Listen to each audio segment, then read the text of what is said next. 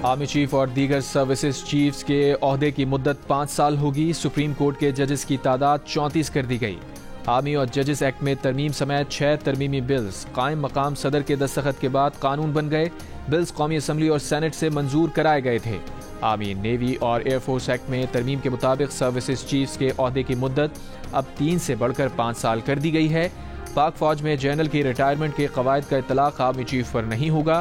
तैनाती, दोबारा तैनाती या एक्सटेंशन की सूरत आर्मी चीफ बतौर जनरल काम करता रहेगा।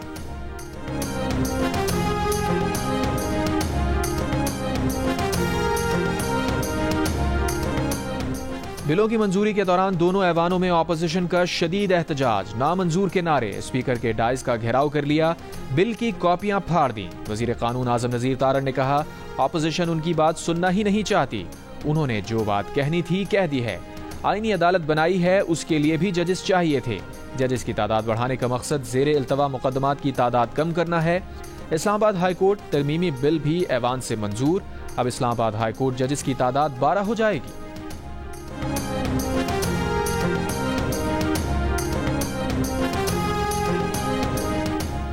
अपोजिशन लीडर उमर अयूब ने कहा है कि सर्विसेज चीफ्स की मुद्दत मुलाजमत में तौसी से कई अफसरान की हक तलफी होगी। फॉर्म 47 की हुकूमत की ये तरमीम मुल्क और फौज के लिए अच्छी नहीं। चेयरमैन PTI बैरिस्टर गौहर की हुकूमत पर शदीद तनकीद। कहा, इस वक्त सिर्फ भारत में सुप्रीम कोर्ट के 33 जजेस हैं। ये लोग जज नहीं बढ़ा रहे बल्कि अपनी मर्जी के जजेस लाना चाह रहे हैं। अवाम की ताकत के बगैर जो भी कानून पास हुआ गलत हुआ। आइन को बेमानी किया जा रहा है। जमहूरियत को बादशाहत में तब्दील किया जा रहा है।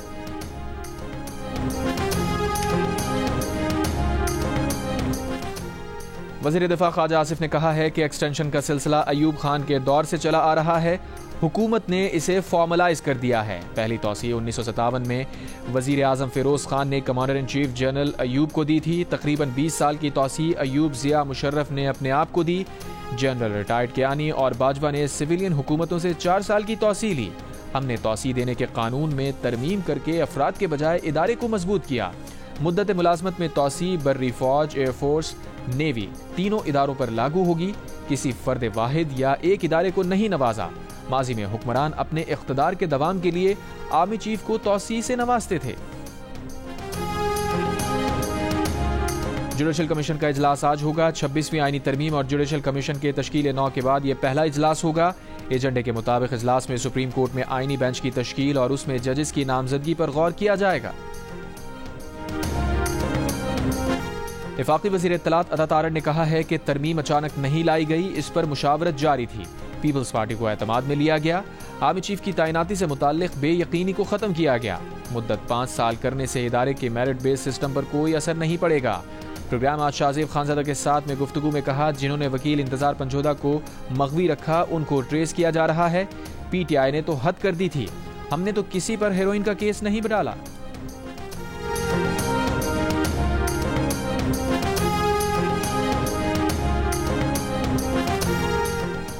स्टेट बैंक ने शरह सूद 2.5% कम करके 15% कर दी। इक़्तिसादी सरगर्मियां बढ़ने की पेशगोई। कहा, महंगाई तवक्को से ज्यादा तेजी से कम हुई है। IMF प्रोग्राम से गैर यकीनी कम हुई। सारिफ और कारोबार का एतमाद बढ़ा।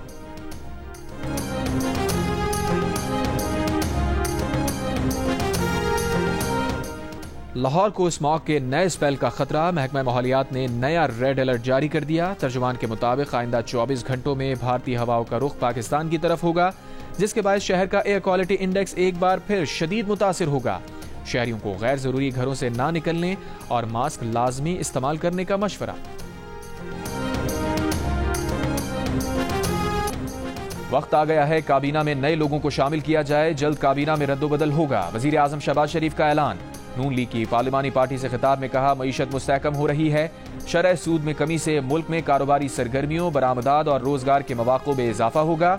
आप सब वो अजीम लोग हैं जिन्होंने अपनी सियासत की परवाह किए बगैर 24 करोड़ अवाम के बारे में सोचा। कानून साजी के दौरान तमाम अरकान को ऐवान में मौजूद रहने की हिदायत। इससे पहले विफाकी काबीना इजलास में कहा, सऊदी अरब में होने वाली मुलाकातों के नतीजे में पाकिस्तानी वफ्द जल्द सऊदी अरब का दौरा करेगा। सऊदी अरब और कतर में 1-on-1 और वफूद की सतह पर मुलाकातें कामयाब रहीं।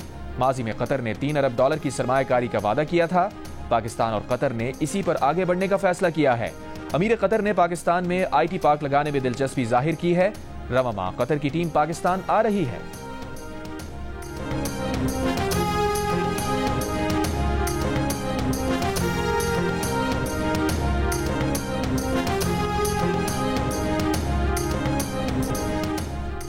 Army chief general Asim Munir ने कहा है कि आज आलमी अमन को उभरते हुए खतरात और चैलेंजेस का सामना है। अक़वाम मुत्तहिदा और दीगर तंजीमों ने अमन कायम करने की मुताद्दिद कोशिशें की हैं। इन कोशिशों के बावजूद कश्मीरियों और फ़लस्तीनियों की हालत बताती है अभी बहुत कुछ करने की ज़रूरत है।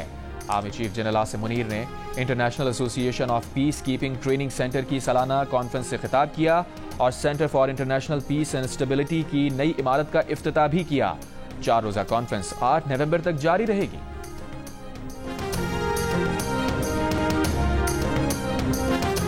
सारे मुकदमात आईनी बेंचेस में ना लेकर जाएं, कुछ मुकदमात हमारे पास भी रहने दें। जस्टिस मंसूर अली शाह के मुस्कुराते हुए रिमार्क्स।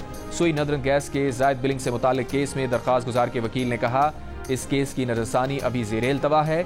26वीं तरमीम के बाद अब ये केस आईनी बेंच में जाएगा। जस्टिस मंसूर अली शाह ने कहा, इस केस में कोई आईनी या कानूनी सवाल मौजूद नहीं है। ज़ेर-ए-इल्तवा नजरसानी केस में दरखास्त गुजार सवाल उठा सकते हैं। अदालत ने केस निपटा दिया।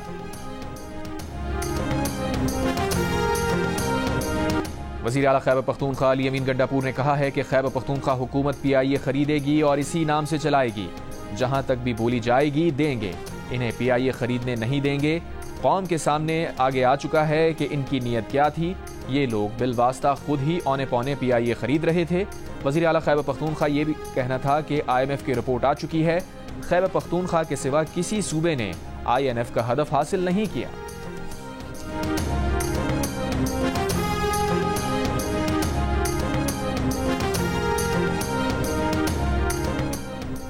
बलूचिस्तान के जिला नौशकी में सिक्योरिटी फोर्सेज और दहशतगर्दों के दरमियान फायरिंग का तबादला। एक दहशतगर्द हलाक, असलहा गोला बारूद बरामद।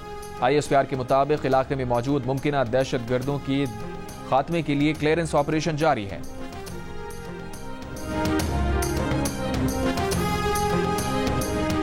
पाक बहरिया का मकामी तौर पर तैयार बैलिस्टिक मिसाइल का बहरी जंगी जहाज से कामयाब तजुर्बा। 350 किलोमीटर रेंज वाला मिसाइल सिस्टम जमीनी समंदरी अहदाफ को इंतहाई दुरुस्त निशाना बना सकता है। बानी PTI के जाती मौलिस डॉक्टर आसिम यूसुफ की अडियाला जेल आमद। बानी PTI का तिब्बी मुआयना, कहा बानी PTI की सेहत बिल्कुल ठीक है। मेडिकल बोर्ड ने बानी PTI के कुछ टेस्ट तजवीज़ किए हैं। तिब्बी मुआयने की रिपोर्ट तैयार की जाएगी। मेडिकल बोर्ड की जानिब से अडियाला जेल में 4 डॉक्टर्स पर मुश्तमिल मेडिकल बोर्ड ने बानी PTI का 1 घंटे तक तिब्बी मुआयना किया। बानी PTI पर जहनी तशद्दुद किया गया। अडियाला जेल में मुलाकात के बाद अलीमा खान का इल्जाम, कहा डॉक्टर आसिम यूसुफ ने बताया कि बानी PTI सेहतमंद हैं, लेकिन वो समझती हैं कि उन पर मेंटल टॉर्चर किया गया। बानी PTI ने कहा कि जमहूरियत और कानून की हुक्मरानी पर कोई समझौता नहीं होगा। जो तमाशा इंतजार पंजोदा के खिलाफ किया गया वो किसी के साथ भी हो सकता है। जो कानून से ऊपर जा चुके हैं वो समझते हैं जिस पर मर्जी तशद्दुद करो। जिसने लंदन में एहतजाज किया उसकी फैमिली को पाकिस्तान में उठा लिया।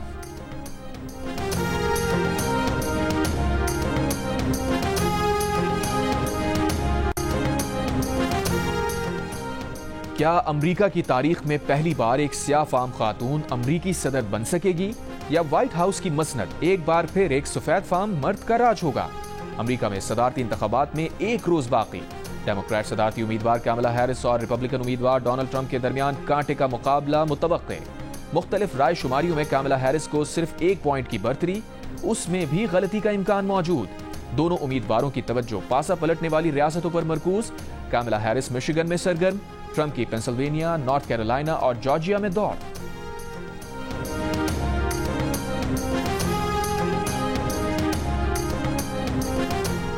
कौन बनेगा अमेरिका का सदर, डोनाल्ड ट्रंप या कमला हैरिस? जियो की वेबसाइट और सोशल मीडिया हैंडल्स पर लीजिए जियो पोल में हिस्सा और दीजिए अपनी राय। अमरीकी इंतखाबात से मुताल्लिक ताजा तरीन अपडेट्स जानने के लिए भी जियो न्यूज के अंग्रेजी और उर्दू की वेबसाइट विजिट कीजिए।